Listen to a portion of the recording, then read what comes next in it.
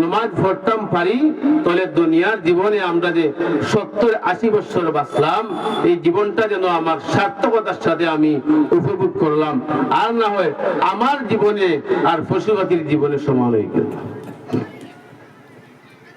এখন গুজারিশ, শুধু আপনি আর আমি নামাজ পড়লেই তো নয়, আমাদের অধীনে অনেক মানুষ আছেন, ফ্যামিলির মানুষ, লাগাগড়ের মানুষ, প্রত্যেকে নামাজের লাগি দাওয়াত দিতাম,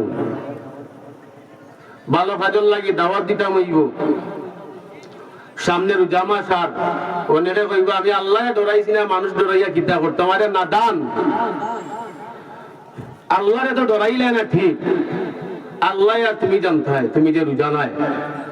এখন যা তুমি দোকান হইয়া এই 10 জন মানুষের সাক্ষী রাখলাই, এই গুনারে তুমি যে দেখাইলাই ময়দানে মাহশরে দেখানির কারণে তুমি আটকে দিবা। তুমি যে রোজা রাখছো না, তোমার লাগিয়া তোমার বিপক্ষে সাক্ষী দাতা হয়ে জন খার হয়ে যাবা, জানলে রোজা রাখছে না। মাটি সাক্ষী দিব, রোজা রাখছে না। পানির গ্লাসে সাক্ষী দিব, রোজা রাখছে না। এইবা হই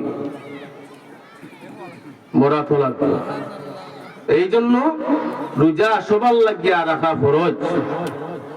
একটা রোজা যদি ইচ্ছা করিয়া সারে, সারা জীবনও যদি রোজা রাখে, এক রোজার সমান হইত। বেমারের কারণেই সারে, এটা ভিন্ন কথা। ইচ্ছা করে সারে যদি, তাহলে একটা কাফারা হইছেন, যে খোঁজা হইছেন 60টা রোজা লাগাতার রাখতো, 2 মাস লাগাতার রোজা রাখতো, তারপরেও এক রোজার সমান হইত না। এই জন্য রমজানুল মুবারক আমরা রোজা রাখতাম, তিলাওয়াত করতাম, রাগারাগি গালাগালি এগুলা থেকে নিজেরে বিরত রাখতাম, মানুষের গালা থেকে একটু দূরে দূরে থাকতাম।